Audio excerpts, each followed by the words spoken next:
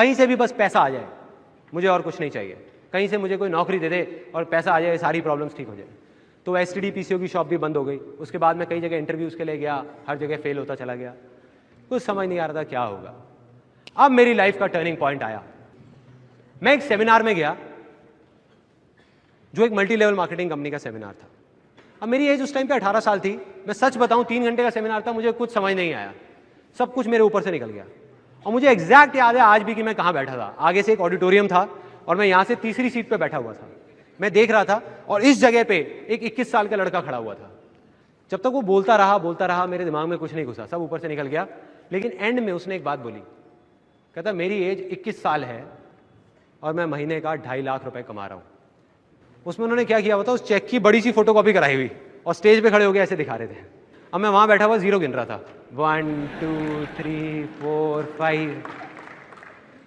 मेरे दिमाग में आ रहा था, मैंने कहा ये तो सच में कमा रहा है 2.5 लाख रुपए महीने का। मेरे तोते उड़ गए, दिमाग फट गया मेरा।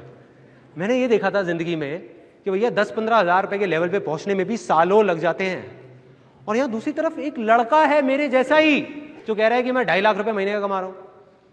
और वो 1 सेकंड लगता है, 1 सेकंड, वो सेकंड था मेरी जिंदगी का। अंदर से चीख निकली। मैंने कहा कि अगर ये लड़का कर सकता है जो देखने में बिल्कुल मेरे जैसा है, अरे तो मैं क्यों नहीं कर सकता? मैं क्या कोई दूसरे प्लेनेट से आया हूं? मैं क्यों नहीं कर सकता? अगर इसके लिए आसान है तो मेरे लिए भी आसान है।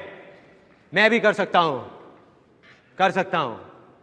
और जैसे ये 2 वर्ड्स आए मेरी लाइफ में, जैसे ही अंदर तक मैंने मान लिया कि सब कुछ आसान है, तो मेरे अंदर चेंजेस आने शुरू हो गए।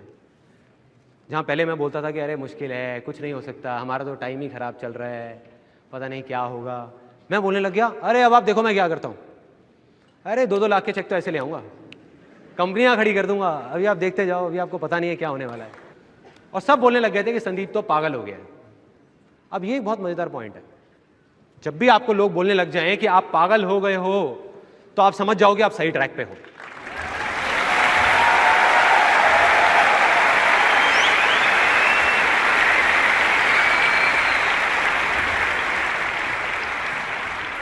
थोड़ा सा तो पागल होना पड़ेगा।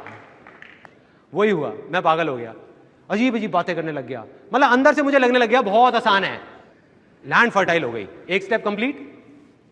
दूसरा स्टेप डिस्कवर करना था कि क्या करना है। अब 2 आवाजें थी, बाहर की आवाज, अंदर की आवाज। मैं उस आदमी को जिसको मैंने स्टेज पे देखा था, उसको देख करके मैं सोच रहा था कि मुझे ऐसा बनना है।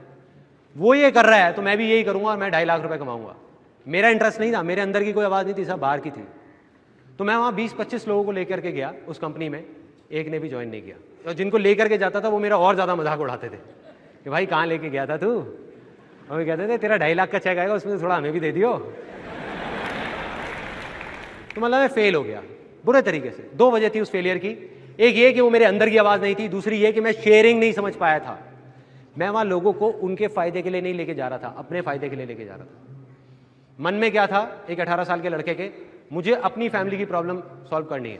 भाड़ में गए ये लोग, तो मैं लोगों को बेवकूफ नहीं बना पाया। तो अब ये जो मैं फेल हुआ, वो मेरी अच्छी किस्मत थी या बुरी किस्मत? बुरी है, अच्छी कैसे हुई? उस टाइम के हिसाब से तो बुरी किस्मत है ना। लेकिन यही बेवकूफी है, क्योंकि बुरा तो कुछ है ही नहीं इस दुनिया में, क्योंकि जो होता है अच्छे के लिए होता है। Success comes from experience and experience comes from bad experiences. मतलब के सक्सेस है अगर वो आपके पास आ सकती है तो सिर्फ एक्सपीरियंस से, और एक्सपीरियंस अगर आ सकता है आपके पास, वो आ सकता है खराब एक्सपीरियंसेस से, अच्छे एक्सपीरियंसेस से नहीं। राइट। और वो चीज मुझे समझ आ गई जब उस कंपनी में गया। उसका फायदा ये हुआ, फाइनेंशियली मैं फेल हो गया, लेकिन फायदा ये हुआ बहुत अच्छी अच्छी बातें सुनने को मिली। ये सारी बातें समझ आने लग गई जो मुझे नहीं समझ आती थी, कुछ अलग थी वो बातें, तो वो दिमाग में घुस गई कि हाँ इसका मतलब फेलियर का भी फायदा है। तो मैं उदास नहीं हुआ,